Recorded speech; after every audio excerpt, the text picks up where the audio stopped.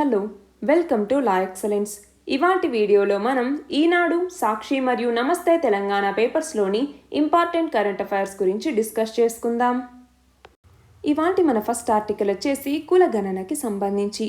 భారతదేశంలో జనగణన ప్రక్రియ అన్నటువంటిది బ్రిటిష్ కాలం నుంచి ప్రారంభమైంది. మనం చూస్తే 1872 సంవత్సరం నుంచి 1941 సంవత్సరం వరకు కూడా ప్రతి 10 ఏళ్లకు ఒకసారి బ్రిటిష్ పాలనలో ఈ గణాంకాలని సేకరించేవాళ్ళు.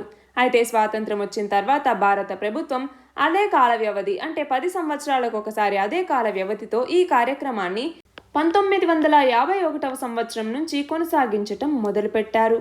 అయితే ఇందులో కులాల వారీగా గణాంకాల సేకరణ అనేది బ్రిటిష్ ప్రభుత్వం చేపడితే భారత ప్రభుత్వం కేవలం ఎస్సీ, ఎస్టీ, మైనారిటీ గణాంకాల వివరాలు తప్ప ఓబీసీ కులాల వివరాల్ని పరిగణలోకి తీసుకోలేదు. మనం చూస్తే 1953 సంవత్సరంలో భారత ప్రభుత్వం కాకా కాల్కేకర్ నేతృత్వంలో నియమించినటువంటి మొదటి ఓబీసీ కమిషన్, అలాగే 1978లో రెండవ ఓబీసీ కమిషన్ ఏదైతే బీపీ మండల్ నేతృత్వంలో నియమించారో అది, ఇవన్నీ కూడా తప్పనిసరిగా కులగణన చేపట్టాలి అన్నట్టుగా సిఫార్సు చేశాయి. అయినా కూడా భారత ప్రభుత్వం ఆ దిశగా అడుగులు వేయలేదు. అంతేకాకుండా మనం చూస్తే ఓబీసీ రిజర్వేషన్ల ప్రకటనతో నేషనల్ ఫ్రంట్ కూటమిలో భాగస్వామిగా ఉన్నటువంటి బీజేపీ కేంద్ర ప్రభుత్వానికి మద్దతు ఉపసంహరించుకోవటంతో 1990 నవంబర్లో వీపీ సింగ్ సర్కారు కూడా అధికార పగ్గాల్ని కోల్పోయింది. అంతేకాకుండా మనం చూస్తే కేంద్ర ప్రభుత్వం తరహాలోనే చాలా రాష్ట్ర ప్రభుత్వాలు కూడా బీసీ రిజర్వేషన్లలో వర్గీకరణ అనేది చేయకుండా అన్ని కులాల్ని ఒకే జాబితాలో పెట్టాయి. దీనివల్ల కులాల మధ్య సాంఘిక, ఆర్థిక మరియు రాజకీయ అంతరాలనేవి తలెత్తుతూ వచ్చాయి. రిజర్వేషన్ల ఫలాల్ని అన్ని కులాలకి సమానంగా అందుకోలేకపోతున్నారు.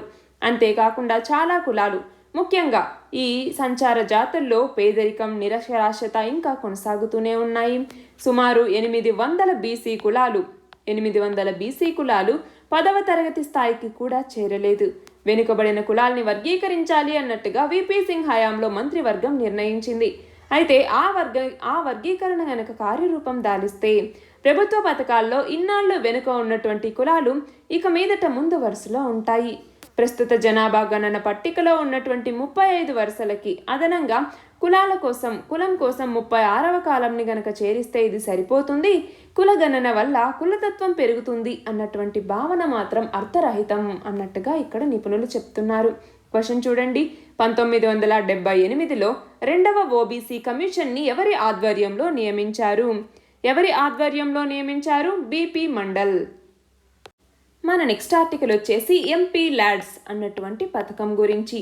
ఎంపీ ల్యాడ్స్ లేదా పార్లమెంట్ సభ్యుల స్థానిక ప్రాంత అభివృద్ధి పథకం అని కూడా అంటాము. 1993 సంవత్సరంలో దీనికి రూపకల్పన చేశారు. ఇక్కడ క్వశ్చన్ కూడా అదే చూడండి, పార్లమెంట్ సభ్యుల స్థానిక ప్రాంత అభివృద్ధి పథకానికి ఏ సంవత్సరంలో రూపకల్పన చేశారు? ఏ సంవత్సరంలో? 1993 సంవత్సరంలో పివి నరసింహారావు భారత ప్రధానిగా ఉన్నటువంటి సమయంలో అప్పటి కాంగ్రెస్ మైనారిటీ ప్రభుత్వం దీనికి రూపకల్పన చేసింది. ఇందులో ఇది తీసుకొచ్చినటువంటి మొదట్లో ప్రతి సభ్యుడికి ప్రతి సంవత్సరం ₹1,00,00,000 చొప్పున కేటాయించేవారు.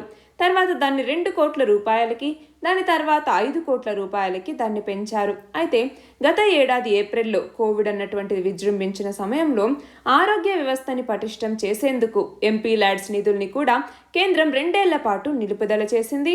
వాటిని కేంద్ర ఆర్థిక శాఖకి అప్పుడు మళ్లించారన్నమాట. అయితే కరోనా కేసులు అనేవి తగ్గి మళ్ళీ ఆర్థిక కార్యకలాపాలు పుంజుకుంటున్నటువంటి ఈ తరుణంలో ఎంపీ ల్యాడ్ పథకాన్ని మళ్ళీ కేంద్రం పునరుద్ధరించింది. ఈ ఆర్థిక సంవత్సరంలో మిగిలినటువంటి కాలంతో పాటుగా 2025-26 వరకు కూడా దీన్ని కొనసాగించాలి అన్నట్టుగా ఇటీవల కేంద్ర కేబినెట్ నిర్ణయించింది. ఎంపీ ల్యాడ్ పథకం కింద 2020 మార్చి నాటికి మొత్తం కేటాయించినటువంటి నిధుల్లో 5,275 కోట్ల రూపాయలు ఖర్చు కాలేదు అన్నట్టుగా కేంద్రం పార్లమెంట్లో ప్రకటించింది.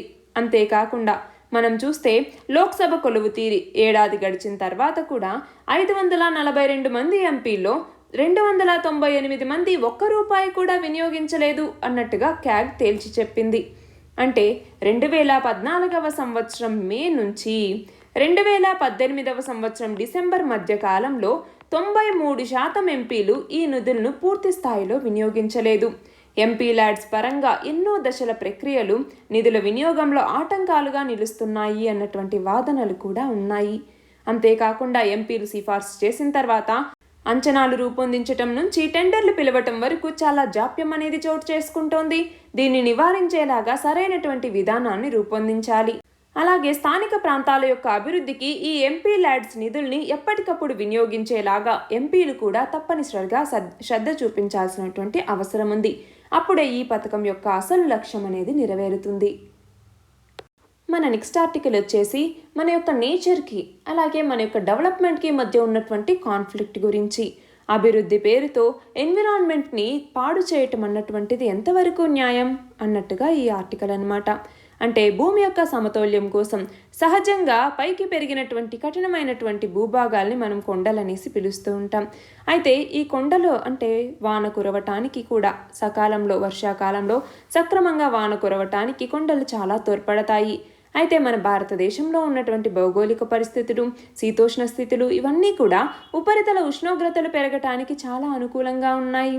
ప్రత్యేకించి దక్షిణ భారతదేశంలో పశ్చిమ కనుమల సగటు ఎత్తు సుమారుగా 1200 మీటర్లు, అలాగే తూర్పు కనుమల సగటు ఎత్తు సుమారుగా 600 మీటర్లు. ఇలాంటి భౌగోళిక పరిస్థితుల వల్ల అక్కడ వెచ్చని వాతావరణం ఉంటుంది.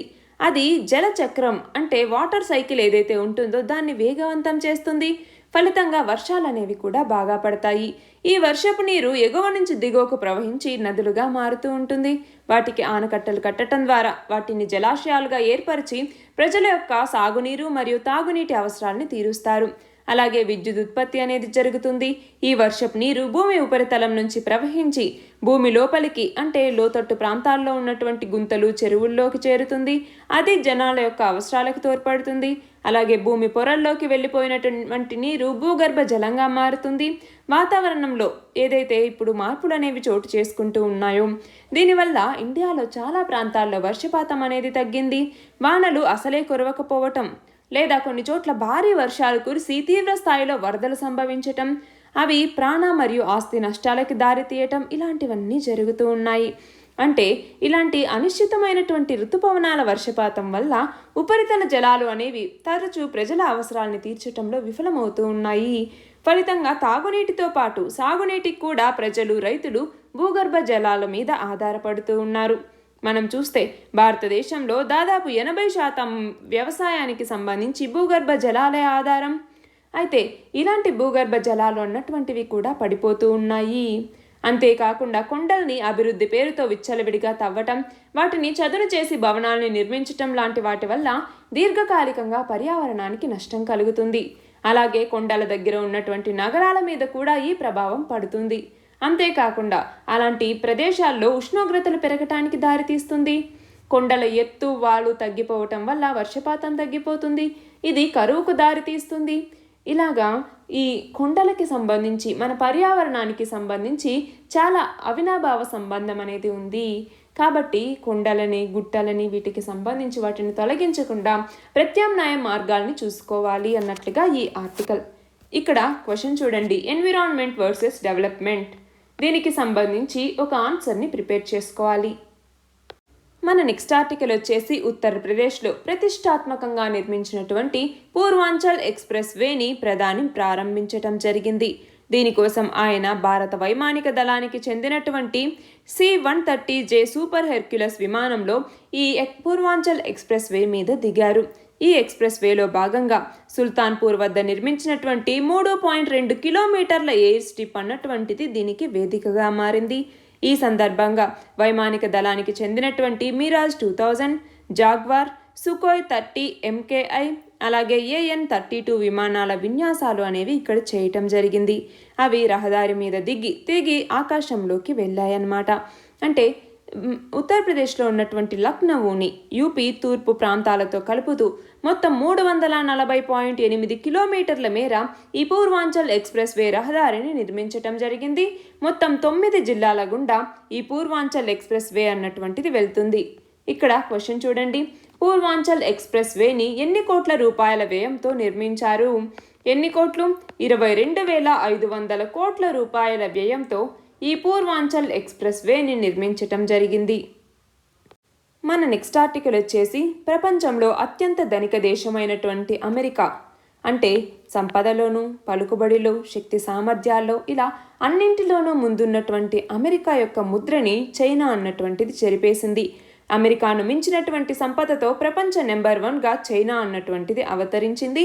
జూరిక్లో ఉన్నటువంటి మెకిన్సే గ్లోబల్ ఇన్స్టిట్యూట్ అన్నటువంటిది చేపట్టిన అధ్యయనంలో ఈ తాజా విషయం అనేది తెలిసింది.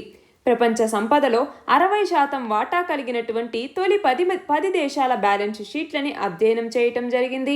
గత 2 దశాబ్దాల్లో ప్రపంచ సంపద అనేది మూడింతలైతే చైనా సంపద అమెరికాను మించి పెరిగింది. నేడు ప్రపంచంలోనే చైనా నెంబర్ 1 అన్నట్లుగా నిర్ధారించారు. అంతేకాకుండా ఈ నికర సంపద అంటే ఏంటి? ఒక దేశ పౌరుల చేతిలో ఉన్నటువంటి ఆస్తుల మొత్తం విలువని నికర విలువ లేదా నికర సంపద అనేసి పిలుస్తాము. అలాగా ప్రపంచంలోనే నికర విలువకి సంబంధించి చైనా నెంబర్ 1 అన్నట్టుగా నిర్ధారించారు. ఇక్కడ క్వశ్చన్ చూడండి. మెకిన్సే గ్లోబల్ ఇన్స్టిట్యూట్ అధ్యయనం ప్రకారం ప్రపంచంలోనే అతి సంపన్న దేశంగా ఏ దేశం అవతరించింది? ఏ దేశం? చైనా. మన నెక్స్ట్ ఆర్టికల్ వచ్చేసి త్రివిధ దళాల సేవలకి ఉపయోగపడేలాగా మొత్తం $300 కోట్ల అంటే 22,000 కోట్ల రూపాయలతో 30 సాయుధ డ్రోన్లని అమెరికా నుంచి కొనుగోలు చేసేటటువంటి ప్రతిపాదన ఏదైతే ఉందో ఈ విషయంలో గగనతలం నుంచి భూమి మీదికి క్షిపణుల్ని ప్రయోగించగలిగినటువంటి MQ-9B రకం డ్రోన్ల కొనుగోలుకి త్వరలోనే రక్షణ సంబంధిత కొనుగోళ్ల మండలి లేదా DAC అనేటటువంటిది అనుమతించబోతోంది. దానికి సంబంధించినటువంటిదే ఈ ఆర్టికల్. సైన్యం, నౌకాదళం మరియు వాయుసేనల్లో సైన్యానికి 10, నౌకాదళానికి 10, వాయుసేనకి సంబంధించి ఇంకొక 10 చొప్పున డ్రోన్లను కేటాయించే అవకాశం అనేది ఉంది. అమెరికాలోని ఆయుధ సంస్థల్లో ఒకటైనటువంటి జనరల్ అటామిక్స్ నుంచి ఈ సాయుధ డ్రోన్లను కొనుగోలు చేస్తారు. మొత్తం 35 గంటల పాటు ఇవి గాల్లో ఉండగలవు. అలాగే శత్రు లక్ష్యాల్ని నాశనం చేయటంతో పాటుగా నిఘా అవసరాల కోసం కూడా ఇవి ఉపయోగపడతాయి. ఇక్కడ క్వశ్చన్ చూడండి. ఎన్ని కోట్ల డాలర్ల విలువైనటువంటి 30 సాయుధ డ్రోన్లని భారతదేశం అమెరికా నుంచి కొనుగోలు చేయాలని అనుకుంటోంది? ఎన్ని కోట్లు? $300 కోట్ల. 300 కోట్ల డాలర్ల విలువైనటువంటి 30 సాయుధ డ్రోన్లని భారతదేశం అమెరికా నుంచి కొనుగోలు చేయాలి అనుకుంటోంది. మన నెక్స్ట్ ఆర్టికల్ వచ్చేసి INS విశాఖపట్నం. మన దేశ తీర ప్రాంత రక్షణ కోసం ఈ INS విశాఖపట్నం అన్నటువంటిది కూడా నావికాదళంలో చేరింది. ఇటీవల విశాఖపట్నంలో తూర్పు నావికాదళంలో సేవలకి INS విశాఖపట్నం అన్నటువంటి దాన్ని రీసెంట్గా లాంచ్ చేయటం జరిగింది. P-15B ఆర్డర్తో ముంబైలోని మజ్గాన్ డాక్యార్డ్ లిమిటెడ్లో చాలా ప్రతిష్టాత్మకంగా నిర్మించినటువంటి ఈ నౌకని ఇటీవల రక్షణ శాఖ మంత్రి జాతికి అంకితం చేయటం జరిగింది. ఇందులో 4 శక్తివంతమైనటువంటి గ్యాస్ టర్బైన్ల ఇంజన్లు, రాకెట్ లాంచర్లు, టార్పిడోలు, ASW హెలికాప్టర్లు లాంటి ఆయుధ సంపత్తి ఇది కలిగి ఉంది. ఇక్కడ క్వశ్చన్ చూడండి. INS విశాఖపట్నం నౌకని ఏ ప్రాజెక్టులో భాగంగా అభివృద్ధి చేశారు? ఏ ప్రాజెక్టులో భాగంగా? ప్రాజెక్ట్ 15B లేదా P-15B అని కూడా పిలుస్తాము. మన నెక్స్ట్ ఆర్టికల్ వచ్చేసి డోర్ స్టెప్ దగ్గరికే రేషన్ సరుకుల్ని తీసుకొచ్చి ఇవ్వాలి అన్నటువంటి ఉద్దేశంతో వెస్ట్ బెంగాల్ ముఖ్యమంత్రి మమతా బెనర్జీ డ్యూరే రేషన్ అన్నటువంటి పథకాన్ని ప్రారంభించటం జరిగింది. దాని సందర్భంగా ఈ ఆర్టికల్. ఇక్కడ క్వశ్చన్ చూడండి. ఇంటి వద్దకి రేషన్ సరుకుల్ని చేర్చే విధంగా ఇటీవల ఏ రాష్ట్రం డ్యూరే రేషన్ పథకాన్ని ప్రారంభించింది? ఏ రాష్ట్రం? వెస్ట్ బెంగాల్.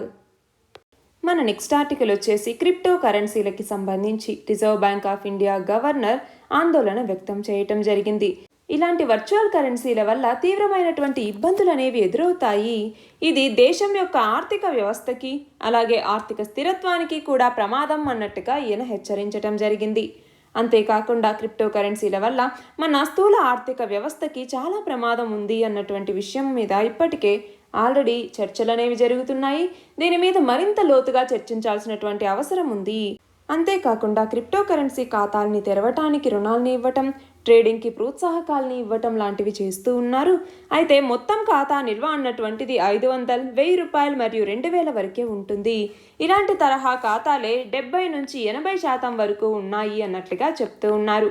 అయితే ఖాతాల సంఖ్య అనేటటువంటిది భారీగా పెరగటంతో వర్చువల్ కరెన్సీలలో ట్రేడింగ్ మరియు లావాదేవీల విలువ పెరుగుతోంది అన్నట్లుగా ఈయన చెప్పటం జరిగింది. ఇక్కడ క్వశ్చన్ చూడండి, ప్రస్తుత ఆర్థిక సంవత్సర వృద్ధి రేటుని ఆర్బీఐ ఎంతగా అంచనా వేసింది?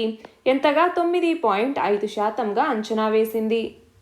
మన నెక్స్ట్ ఆర్టికల్ వచ్చేసి పట్టు చీరలకు ప్రసిద్ధి చెందినటువంటి యాదాద్రి భువనగిరి జిల్లాలో ఉన్నటువంటి భూదాన్ పోచంపల్లి. దీనికి అంతర్జాతీయ గుర్తింపు అనేది లభించింది. ఐక్యరాజ్య సమితి ప్రపంచ పర్యాటక సంస్థ ఉత్తమ పర్యాటక గ్రామంగా దీన్ని ఎంపిక చేయటం జరిగింది.